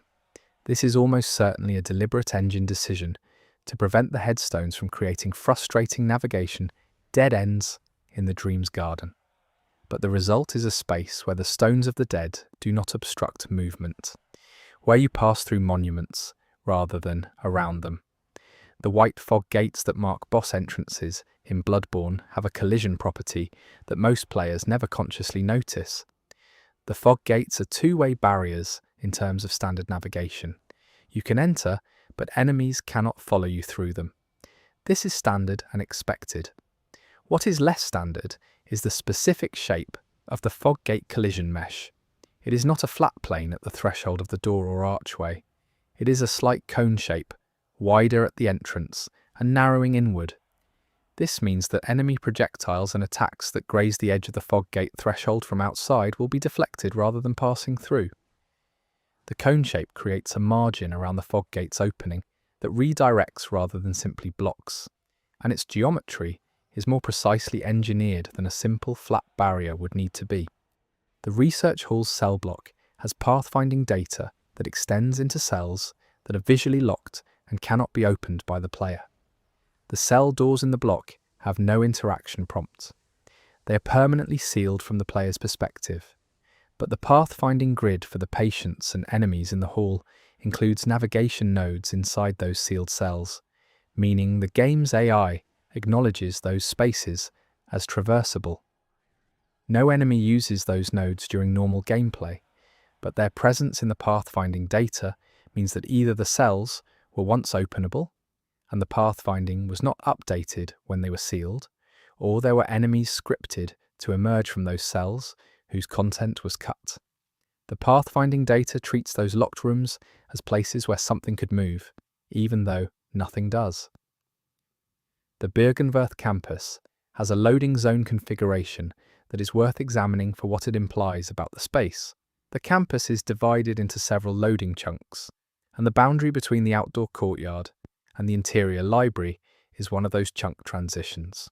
What is unusual is that the chunk containing the interior of the library extends significantly further than the library's visible floor space would suggest. The library chunk's boundaries, based on the streaming distance of objects within it, appear to encompass a space roughly twice the size of the visible library interior. The extra space is below the library's floor level. One interpretation is that the library was originally designed to have accessible basement sections, and the loading chunk boundary was set to accommodate that additional space. The engine allocates resources for a space beneath the library floor, as though something was meant to be there. The Forbidden Woods has a pathfinding anomaly in the area containing the snake cluster enemies. The snake clusters are large, writhing entities made of multiple snakes. Their pathfinding treats them as having a much smaller navigation footprint than their visual model would suggest. They can navigate through gaps that would not accommodate their actual model size, and they regularly clip through environmental features as a result. This is a known behavior and likely a deliberate gameplay decision to prevent the snake clusters from becoming stuck in the environment's narrow paths. But the lore implication of pathfinding that does not match visual size is that the snake clusters may not occupy the space they appear to occupy. They move as though they are smaller than they look, which is a strange property for entities that are already strange enough in their nature. The Nightmare Frontier has a loading structure that includes terrain visible from the main play area that is not part of any accessible loading chunk. There are mountain ranges and distant terrain features visible through the Frontier's fog that have no corresponding loading data. They are background geometry, rendering elements with no collision or AI data. But the Frontier's background terrain is not static geometry placed at a fixed coordinate. It is instanced from actual game terrain, using the same mesh as accessible areas in the game. The specific mountain profile visible from the Nightmare Frontier matches the terrain profile of an area near the Forbidden Woods when viewed from above at a certain angle. The implication, if the resemblance is not coincidental, is that the Nightmare Frontier's background terrain is a rendering of the same physical geography as the waking world, seen from the Nightmare's vantage point. The fishing hamlet's collision data for its water areas reveals something about the hamlet's original design scope. The shallow water areas at the hamlet's edge have collision that is consistent and fully detailed, with proper surface normals and mesh resolution. But the deeper water, beyond the navigable edge, has collision that continues for significantly further than the playable area requires. The collision mesh for the hamlet's water extends into areas that are visually part of the ocean backdrop, but that the player cannot reach or survive in. This extended collision has full detail, not the simplified geometry of a boundary mesh. It behaves like a surface that was once meant to be navigated, a shore that was once meant to be walked to from this one. The Grand Cathedral's exterior has pathfinding that suggests enemies were originally intended to move between the cathedral's front approach and its interior. The pathfinding grid connects the outdoor plaza to the cathedral's interior through the main entrance in a continuous navigation mesh. No enemies in the final game use this cross-threshold navigation. The interior enemies stay inside. The exterior enemies stay outside. But the navigation grid does not enforce this separation. An enemy placed at the exterior pathfinding start with pathing toward the interior would successfully navigate through the main entrance and into the cathedral. This suggests that at some point in development, enemies moved between the cathedral's exterior and interior, and the decision to separate them was made after the pathfinding grid was constructed. The abandoned old workshop drop leads to a small hidden room. The room's loot and significance to the lore are well documented. Less documented is the collision geometry of the drop itself. The drop shaft has a curved lower wall that redirects your falling trajectory slightly before you land. This curve is so subtle that most players do not consciously register it, but it consistently affects the landing position of the fall. You land not at the bottom of the shaft, directly below the drop point, but at a position approximately 1 meter toward the interior of the room. The redirect means the drop is designed to deposit you toward the center of the room rather than at its edge, directly in front of the workshop's main object. The geometry serves a narrative purpose as well as a navigational one, ensuring that when you arrive in this secret place, you are already facing what matters. The Yharnam chapel, where you encounter the forbidden version of the village, has a collision anomaly on its ceiling. The ceiling in that chapel is not standard solid geometry.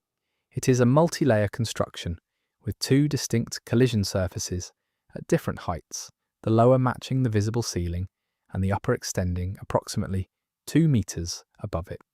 The upper layer is invisible and serves no purpose in normal gameplay, but it is there, consistently, and has a resolution suggesting it was a functional floor at one point, specifically a floor above the chapel that was removed visually but not in its collision form. The ghost of a room above the chapel persists in the collision data. The loading boundary for the Yharnam unseen village, when approached through the Hypergean jail passage, has a fascinating property related to the zone's 2 versions. The night version and the day version of the village have different loading configurations, and the transition between them when approached from the jail occurs at a specific point in the passage. In a small region near the transition point, approximately 3 meters of corridor, both versions' assets are simultaneously loaded, meaning you can observe geometry and audio from both the day and night versions of the zone overlapping briefly before the correct version resolves. Within that window, you're technically in both versions of Yharnam simultaneously. The loading overlap makes it briefly and literally true that the 2 versions of this place, the lived-in village and its nightmare twin, occupy the same physical space. The Chalice dungeon rooms have pathfinding data that sometimes references rooms in different dungeon configurations. Due to the modular nature of Chalice dungeon generation, it is occasionally possible for the navigation mesh of a room in one generated dungeon to reference waypoints that were authored for a differently shaped version of the same room template. The result is enemies that navigate toward points in the room that do not visually correspond to anything, approaching the center of a wall or the underside of a staircase as though something meaningful is located there. The navigation system remembers a room that no longer exists in this configuration, and enemies follow its ghost paths. The collision mesh for the Healing Church Workshop's main window, the large stained glass window overlooking the city, is structured as a fully physical surface rather than a decorative one. The window has collision data appropriate to a solid plane that could support weight. You cannot reach it under normal circumstances, but geometry analysis confirms that the window's physical presence in the space is that of a floor rather than a wall or a purely visual element. Whether this was a design decision, perhaps imagining a floor height window as a vantage point, or a construction artifact of how the window geometry was authored is unclear. But the window does not behave as a window in its collision definition. The area beneath the Iosefka's clinic, the room accessible through the shortcut from the Forbidden Woods, has collision that suggests a larger space was once planned around it. The room's floor collision terminates at the visible walls as expected, but the ceiling collision, the underside of the floor above, extends significantly further than the visible room dimensions. The ceiling collision describes a space about 3 times larger than the visible room's footprint, reaching into areas where, from above, there is only building foundation. The extended ceiling implies that the room below the clinic was once part of a larger underground space that was subsequently reduced in visible size without updating the collision overhead. The nightmare of Mensis exterior landscape has collision that extends far beyond the navigable terrain into the void beneath the main play area. The kill plane is there, but the terrain collision continues below it, forming a complete landscape that extends the visible nightmare terrain downward into a subterranean version of the same space. This is not rendered and is not reachable by the player. It exists only as collision data. The completeness of this underground terrain structure, including what appears from geometry analysis to be cave systems and enclosed spaces, suggests that either a lower level of the nightmare was at some point playable, or that the nightmare's world geometry was constructed as a full geological object, with the navigable surface being only its uppermost exposed layer. The invisible floor that exists in the cave section of the Forbidden Woods, directly above the poison swamp, has a collision mesh that is wider than the cave opening that accesses it. This means the floor exists in space that cannot be reached from the cave below, because the cave opening is too narrow to pass through vertically. The floor is above the cave's ceiling, not above the cave's interior. Something was built above a space, as though that space would be opened up later, and either the opening was never made, or was removed. The floor hangs over a sealed space, waiting for access that never came. The Canehurst Approach Road has pathfinding nodes in the snowfield section that form a pattern inconsistent with the area's visible features. Rather than following the road or navigating around the snowdrift formations, several pathfinding nodes form a straight line through an area of the snowfield that has no corresponding path, shortcut, or landmark. The nodes lead from the road toward a section of the snowfield boundary wall, stopping at a point where the wall's collision is particularly solid. An enemy following this straight-line node path would walk purposefully off the road toward a wall and stop. Whether this represents a cut shortcut, a removed interactable element at the wall, or simply an authoring error in the pathfinding grid is impossible to determine from the collision data alone. The boss arena floor for the amygdala fight in the Nightmare Frontier has collision data that extends downward past the visible floor surface in a specific pattern.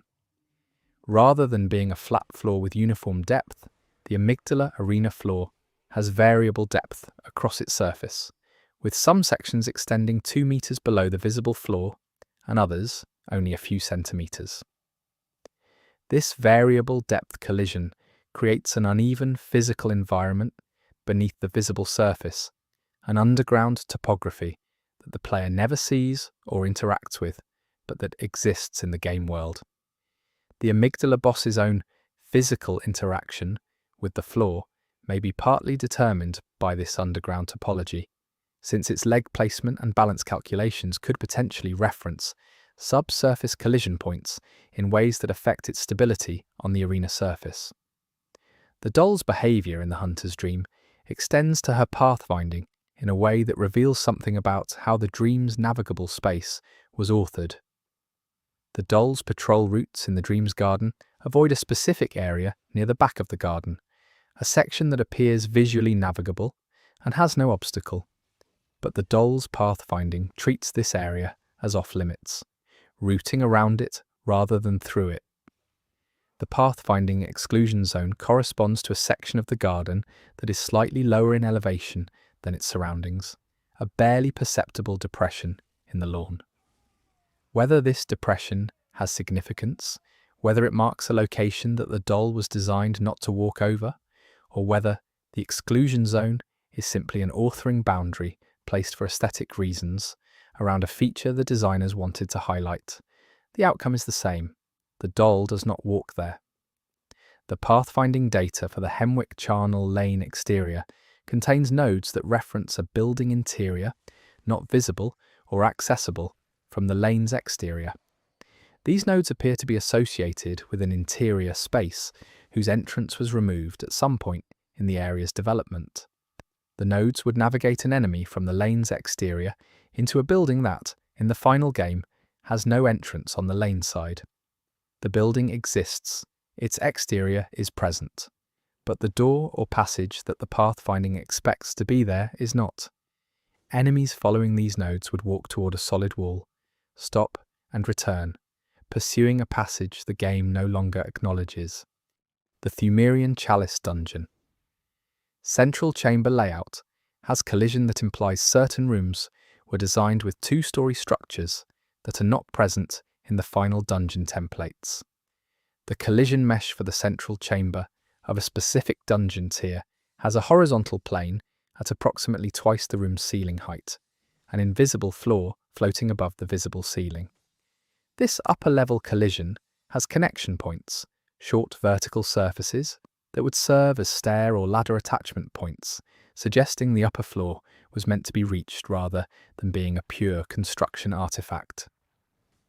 The upper floors of the dungeon's central chambers were apparently part of the design and were either never populated or were removed during the dungeon generation system's finalization. Chapter 5. The Things That Should Not Remember. Bloodborne's persistent systems. The mechanics that track what the player has done and adjust the world accordingly are among its most carefully designed elements. The game keeps track of NPC states, enemy kills, item pickups, and zone progress in ways that shape the world across both individual playthroughs and new game cycles. But there are instances where the persistence system behaves in ways that suggest memory, in contexts where memory should not exist, or where the absence of memory creates anomalies that point toward how the persistence architecture was built and what assumptions it makes about the player's relationship with the world. The doll in the hunter's dream has a subtle but documented persistence anomaly. On a first playthrough, before you've acquired any insight, the doll is inactive, kneeling, motionless, not speaking. Once you acquire insight, she becomes active. This is documented and intentional. What is less documented is that on New Game Plus, the doll is active from the very start before the player has acquired any insight. She remembers, in some functional sense, that she has been active before, even though the insight counter has reset to 0. Her active state in NG Plus is not triggered by insight. It is a persistence flag from the previous playthrough that survived the NG Plus transition. This means the doll's activation condition on a first playthrough is specifically tied to insight, but on subsequent playthroughs it is tied to something else, prior activation. She wakes because she remembers being awake, not because the new cycle's circumstances have recreated the conditions for waking. The lore implication is consistent with her characterization as a constructed being in a constructed space, who has, through repetition, developed something resembling continuity of experience. Each cycle she wakes sooner. Each cycle she needs less reason to be present. Simon the Harrowed has a dialogue line that should be inaccessible in the final game. He is a DLC NPC with a specific conversation tree, and his final dialogue states are conditioned on specific in-game events. But there is a documented case occurring under specific trigger conditions involving the order in which you complete Old Hunter's DLC content, where Simon delivers a line that does not correspond to any state in his documented dialogue tree. The line is complete, voiced, and contextually coherent. It references events in a way that suggests it was part of a longer conversation branch that was cut, and the trigger condition that activates it is presumably an edge case in the state checking system that routes to a line that should no longer be accessible. The item that Simon drops upon death has a property that changes based on when you kill him in relation to other DLC events, and this property change is tracked through the same persistence system that handles his dialogue states. The interaction between his dialogue persistence and his item drop persistence, combined with the unusual edge case trigger, creates the conditions for accessing the orphaned dialogue line. The line itself is melancholy, in a way consistent with Simon's characterization, and adds depth to his arc that the normal playthrough path does not provide. Its inaccessibility in normal play means most people will never hear it, which is its own kind of erasure, a voice that exists and cannot easily be found. Eileen the Crow has a quest persistence anomaly that produces a permanent state change under specific conditions. Eileen is a quest giver NPC with a quest line that can end in multiple ways depending on player choices and encounter timing. One of these endings involves Eileen dying during a specific encounter with another NPC. If this death occurs, the game marks a persistence flag indicating that Eileen is dead. This flag affects subsequent interactions with the zone and prevents certain dialogue from triggering. Under a specific set of conditions involving the timing of a death and revival sequence with a rare item, the flag marking Eileen as dead can be set and then partially cleared in the same operation, resulting in a state where the game believes Eileen is simultaneously dead and alive.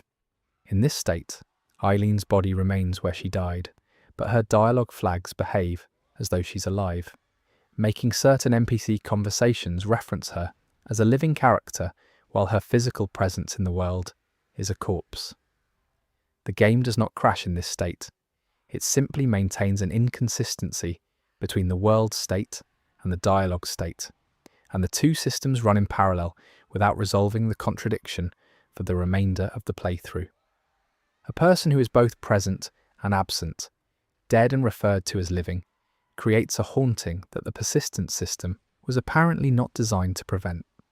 The note messages left by other players in online play technically do not persist in the same way that world state changes do, since they are server-side. But there is an interesting question raised by the consistency of certain messages. In the Udon Chapel, there is a section of floor near the altar where in online play, the same warning has been independently placed by hundreds of different players over the game's history. In offline mode, the floor texture in that location is slightly different from the surrounding area, with a faint discoloration corresponding to the message placement location. This discoloration is part of the level geometry, not a player-placed element. It pre-exists any player messages and has the exact shape of the message placement interface, as though the game anticipated where the players would write. The persistence of the hunter's dream between sessions has a documented anomaly related to the garden state. The dream's garden does not change meaningfully between sessions under normal circumstances. But there is a set of conditions, documented by players who have tracked the dream state carefully across many sessions, where the garden's ambient light level is different from one session to the next, without any in-game event that should cause this change. The light level difference is subtle, approximately a 10% shift in overall luminosity, but it is consistent within a session and different between sessions. The dream is not always equally bright, and the brightness does not correlate with any tracked game state that has been identified. Adela the Nun has a quest state that can enter a permanently broken configuration under specific circumstances involving her meeting with another NPC. Her questline involves being escorted to Udon Chapel and then interacting with other chapel residents. Under one specific set of dialogue triggers and timing, Adela's quest state flag advances to a stage that the game treats as complete, without Adela having actually reached the physical location that should correspond to that state. The flag says she has arrived somewhere, but she has not. She remains wherever she was when the flag advanced. Physically stationary, but quest complete. In this state, Adela occupies the same room indefinitely without performing any of the behaviours associated with her later quest states. She is administratively finished, but physically unchanged, having arrived nowhere while being recorded as having arrived. The persistence flag for the Forbidden Woods' snake encounter has an anomaly in how it handles multiple encounters in a single session. The encounter is a scripted event that occurs when you first enter the cave system. The flag preventing this encounter from re-triggering is set during your first encounter, but the flag check occurs at a specific point in the cave entrance sequence, and there is a documented case where the cave can be entered in a way that bypasses the flag check, causing the encounter to trigger again on a subsequent visit. When the encounter triggers a second time, it plays its scripted elements, but the environment state does not reset to match the scripted content, creating a hybrid state where the event's audio and NPC behavior play out against a world that has already been altered by the player's previous passage. The event plays in a world that has already heard it. NPC Iosefka has a dialogue variation that should be inaccessible after a specific point in the game. After she becomes hostile and her questline has resolved in one of its possible ways, she should not deliver the early game dialogue that she uses when speaking to you through her clinic door. Under specific conditions involving a new game start and a very particular sequence of actions taken before the first boss, it is possible to trigger her late game dialogue state. While the game's timer and event flags are in an early state, she speaks as though events have occurred that have not yet occurred from the game's perspective, creating a conversation where she references a state of the world that does not exist at the moment she is speaking about it. She has already been where the story has not yet gone. The persistence system for item drops from specific enemies in Chalice dungeons has a documented anomaly involving stack limits. Certain enemies can drop items with a maximum stack limit of 5. If the player already has 5 of the relevant item and kills an enemy that would drop it, the drop is supposed to be suppressed. Under a specific set of conditions, the suppression fails and the item drops anyway, but because the player cannot pick it up due to carrying the maximum stack, it remains on the ground.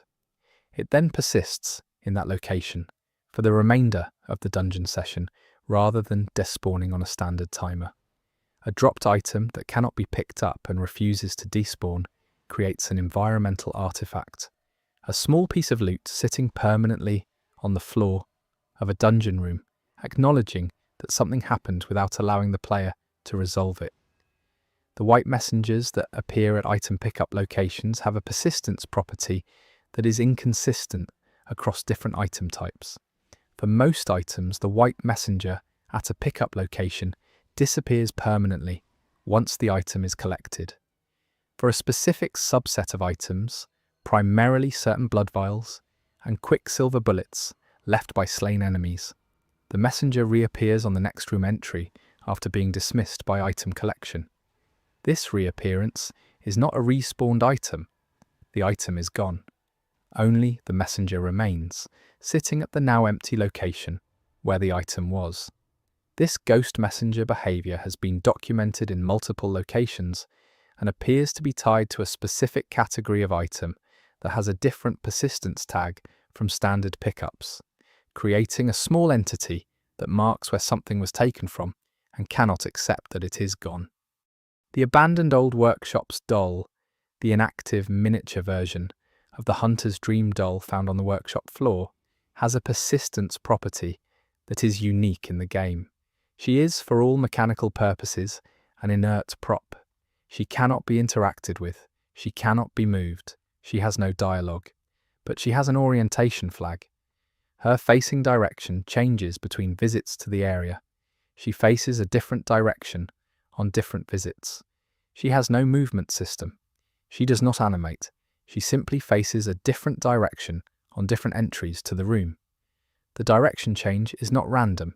It corresponds to one of 4 specific orientations: toward the door, toward the bed, toward the window, and toward the workbench. The orientation cycles through these 4 positions over repeated visits, not randomly, but in a specific sequence. The sequence is always the same: door, bed, window, workbench, door, bed, window, workbench. It takes 4 visits to complete one cycle. On a 5th visit, she faces the door again. Whatever system is producing this cycling behavior was designed. Someone built a system to make a passive prop face a different direction on each room entry in a specific 4-state cycle. There is no known explanation for why, and the question of why does not go away the more you think about it. The messengers at the Bath Messenger's shop in the Hunter's Dream have an undocumented persistence behavior related to how long you have been in a session. After approximately 90 minutes of continuous play in a single session, the messengers at the shop take a few extra seconds to respond to interaction inputs compared to early in the session. This is not a frame rate issue. It has been tested on hardware capable of consistent performance. The messengers themselves become slightly less responsive after extended play, while all other interactive elements in the dream remain consistent. Whether this is a memory management artifact affecting the messenger's interaction polling, or whether it is intentional to suggest that the messenger's attention wavers during long hunts is genuinely unclear. The game gets subtly slower to hear you the longer you have been hunting. The blood pool that appears when a character dies has a specific persistence behaviour in the main game versus the chalice dungeons. In the main game, the pool persists until you recover it or die again. In the chalice dungeons, the pool has a timer that causes it to disappear after several minutes regardless of whether you have recovered it. If the timer causes the pool to disappear, you lose the echoes permanently. This dungeon-specific timer is not communicated anywhere in the game's documentation or tutorial elements. It is simply a different persistence rule for the same mechanic in a different context.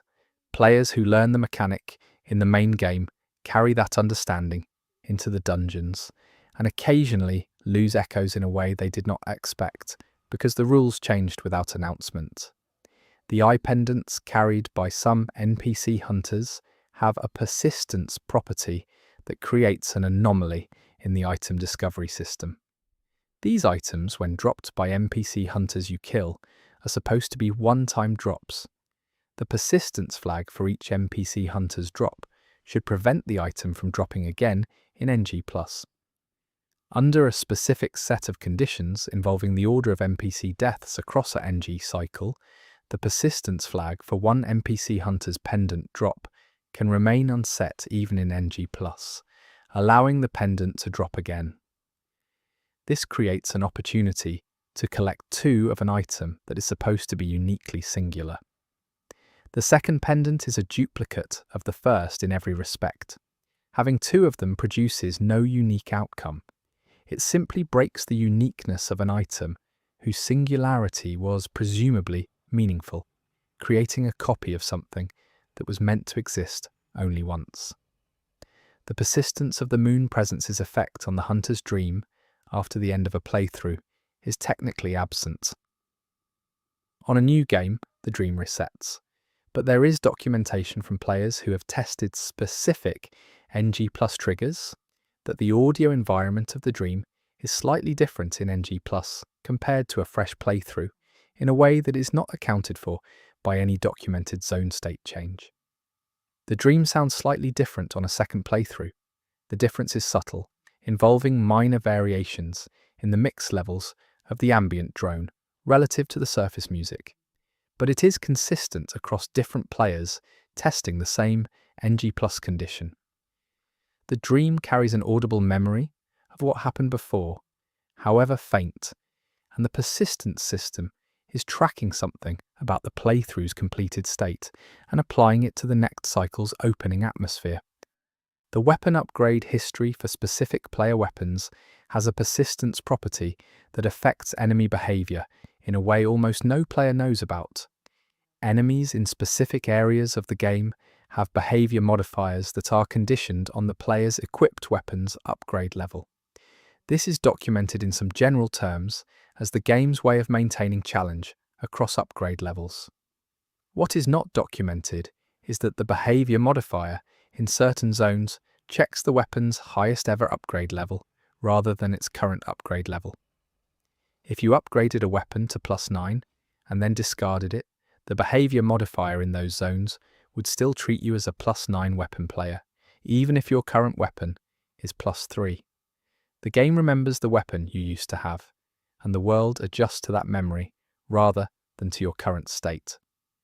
The Forbidden Woods has a zone state flag for the mill mechanisms that determines whether they are in motion or stationary. This flag is set when the player first enters the area and is supposed to be permanent for the playthrough. Under a specific set of conditions involving the game's save-quit cycle at a precise moment during the mill area's initialization, the flag can be reset while the rest of the zone's state remains unchanged. The result is a forbidden woods, where the mills are stationary, which means they do not pose their usual hazard, but every other element of the zone, enemy placements, item drops, and NPC states, remains as it was before the reset. The reset is purely for the mills. Everything else remembers. Only the mills have forgotten.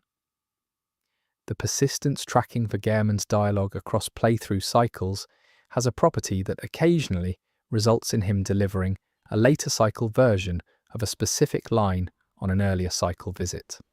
His dialogue is supposed to advance with the story, with each playthrough cycle unlocking more resigned and knowing versions of his standard lines. Under specific conditions involving the completion of certain optional content before meeting Gehrman for the first time, a version of Gehrman's final encounter dialogue can be accessible during what is otherwise a standard first cycle interaction.